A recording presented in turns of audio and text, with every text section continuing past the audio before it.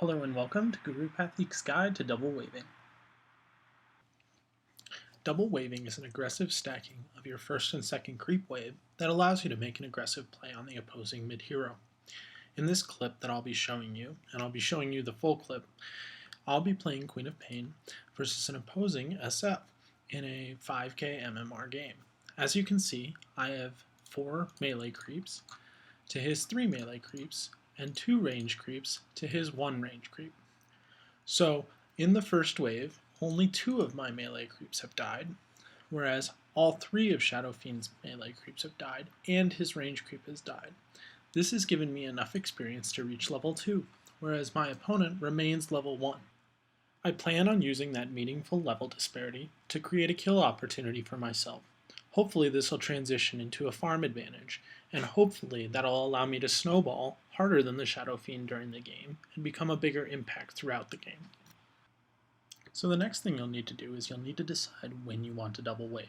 And this is usually a decision you'll make when you're sitting in your fountain considering your mid matchup.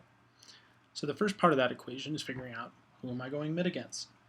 And once you've figured that out, you need to decide if any of these situations apply to you, and if they do, you might want to consider double waving. If you have a stronger level 1 fighting ability, if you are a ranged hero versus a melee hero, if you are an aggressive mid versus a farming mid, or if you have good regen versus poor regen. Now that's a little tricky because you'll have to wait until you see their items in the mid lane before you make that decision. Or if you think you're just elite pro player who can own the noob that they decided to send mid, these are all acceptable reasons for when you would want to double wave. Okay, so we've gone over when and why you might want to double wave. Now let's go over how. So in this game, I've decided to double wave. I'm playing Queen of Pain versus Shadow Fiend mid. When you double wave, the items you generally want to purchase are salves for regen. Now the reason for that is because you're planning on playing aggressively and trading red clicks early. And a salve allows you to recuperate health extremely quickly, as well as not have to walk back for a tango and eat a tree. And so that is the regen of choice when doing this strategy. GG branches are also very nice because they're cheap stats that are very good for fighting early and effectively. Now you'll see that I'm missing an extra 120 gold, and that might have to do with the fact that we don't really have any supports this game, so I bought the courier. Kind of a bummer, but it happens. So, in this lane, I'm going to be going against Shadow Fiend, and I've decided to double wave him without knowing his items, because Queen of Pain is a very aggressive mid. Shadow Fiend doesn't do any damage until he gets souls. But in this matchup, we'll end up having the good regen versus poor regen being true as well. He's gone for Wraith Band, as well as 2 GG branches and 2 shared tangos.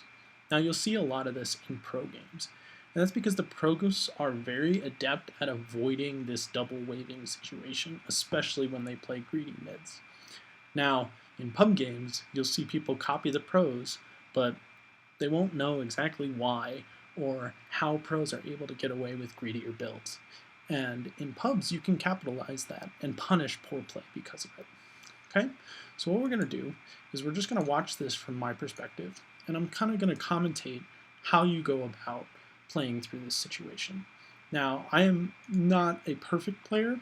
I am pretty good by MMR standards, but you'll notice a lot of mistakes in my play, but I still demonstrate the principle, and I'll be pausing here and there to sort of go over some of the concepts. So we're watching this from my perspective.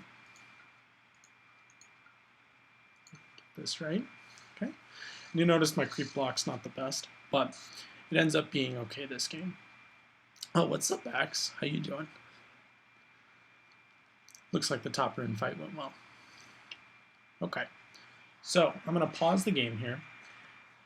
And I've checked Shadow Fiend's items, and I've noticed he doesn't have much regen. This is actually a perfect situation for when you would want to double wave. And the reason for that is because the first thing you do when you double wave is you kill the enemy range creep. Now the reason for that is range creeps do the most damage. And if you kill their enemy range creep, you're not going to have a range creep beating on you when you're attacking the enemy hero. As well as the fact that your lane is going to push even harder because there's no range creep. Okay? So he's actually blocked it in a situation so that the range creep dies first. That's perfect for me. Okay? So the range creep will die first, and I'm going to let it play. He gets the deny, which is kind of unfortunate. But as you can see, I've decided just to trade right clicks and play aggressively. I don't even care about CS at this point.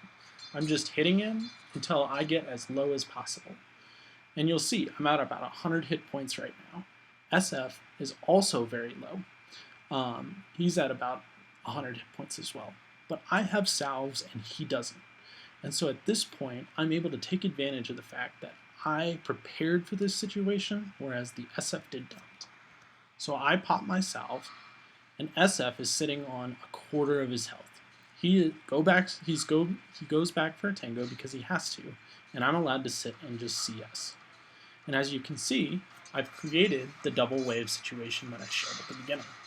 This is the exact situation I showed you at the beginning of the video, right?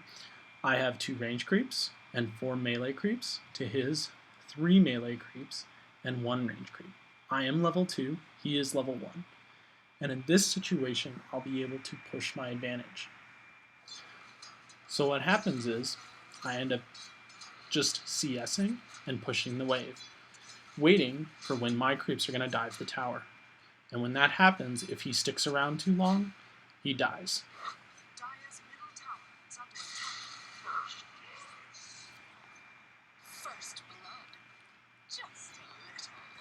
So let's go over a couple of things, right? Because if we look at the stats, my net worth's higher than Shadow Fiend's, but I didn't get a lot of last hits. I mean, 4 and 1's not very good at the very start of the game, and through the first 2 waves. But Shadow Fiend is 1 and 1. He's dead, sitting back at his fountain, wondering how the frick did I die before I even hit level 2, right? So this game has gone exceptionally well in the mid lane for us, and we're going to use that advantage to continue to press our advantage. We're level 3, and he's forced to TP back into lane. We have our bottle because we got first blood, and we're not missing any experience. He missed 2 range creeps of experience there, as well as a couple of melee creeps, and is forced to TP back.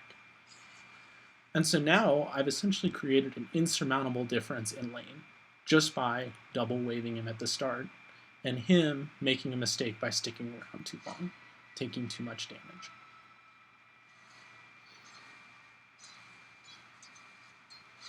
Okay, so now that I've created a level advantage, I'm going to farm a couple creeps under my tower and I'm going to press my advantage. I'm level 3, he's level 2. I am pushing him out of this lane. I don't care about that 1 or 2 CS that I'm missing, because ultimately I'm forcing him out of lane. And I probably could have killed him there, but I ended up not. Okay, so I'm going to switch to free camera so that I have control, and then I'm going to pause the game. So let's just look at this game right now. Currently, I have my bottle. I've bottled an illusion rune. I am level 4. Let's look at our Shadow Fiend. Our Shadow Fiend is walking back to base. He's still 450 gold away from his bottle. So this lane, he can't come back to it anymore. He's still level 2. Like, what is he going to do against me? Anytime he comes back to this lane by himself, he will die. And that's the end of his game. 2 minutes in, can't go back to your lane. Let's recap how to double wave. First thing you want to do is you want to kill the enemy range creep. Next thing you're going to do is you're going to trade right clicks. And you're going to tank their creeps. That's part of double waving. But once you're at a point where you can retreat safely and not die and maximize your salve, you'll abuse your salve advantage by salving up to full health, and then your wave will continue pushing them into their tower. Then you'll press your opponent under their tower. And if they make a mistake there, they'll usually die. And if they make the safe play and retreat, they'll miss out on 2 waves of experience. We're back in game now, and I've switched to my perspective. So now I can free farm. You know, I gave up some creeps early, but now I've secured myself free farm. So what am I going to do with it? I'll get the next one. Yeah, this one's easy. All right, I guess I'll get this next. Nope. All right, well, I definitely got this one. All right, there we go. I'll free farm. And he can't come back to lane. And if he decides to come back to lane, we'll just kill him. He's coming back to lane. Why is he coming back to lane? I mean, I guess he's level 2. He needs something. Well, guess we'll just have to kill him. It's not even good. You don't even have to be good at this point. You've accrued such an advantage, you can just press them and kill them, and there's nothing they can do. They've already lost this lane, and now you can do whatever you want mid. And now their whole team's going GG noob mid. You've won the game for your team, or at least you've won mid. And you'll see supports rotating in because they need help. Now that I've demonstrated the power of double waving to you, I hope that you can agree that it's a skill worth learning. Now, is it always going to net you 2 kills, a first blood, a 2 level advantage? Probably not.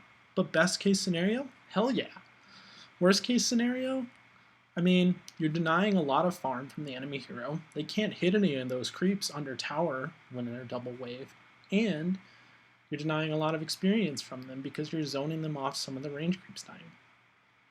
So here's a list of notable aggressive heroes that you can choose to double wave with. I've demonstrated Queen of Pain for you. Puck is very good because he can reposition with his orb. Viper is also good, even though he's kind of slow. You can get Nether Toxin at 1, and then you can get his poison attack at 2, and that really helps you to dive under tower. Weaver's very good because of his repositioning with Sakuchi, and no aggressive list is ever complete without Axe on it. Here's a list of common heroes you'll see mid that you can target with double waving. Shadow Fiend, as demonstrated, Storm, Death Prophet, Ember Spirit, Templar Assassin. A lot of these heroes have low armor, have weak fighting potential at level 1, or just get stronger as their abilities level up, and that leaves them vulnerable early game. Now, these lists aren't complete. If you find a hero that works really well, feel free to leave it in the comments, and I would love to hear of your escapades and how you've used this ability to win pub games for yourself. Thanks for watching. This has been one of Gurupathik's Advanced Dota 2 guides. Go out there and own some solo mids. Come back if you want to learn some more Dota 2 skills or just improve your Dota 2 play. Till then, I'm out.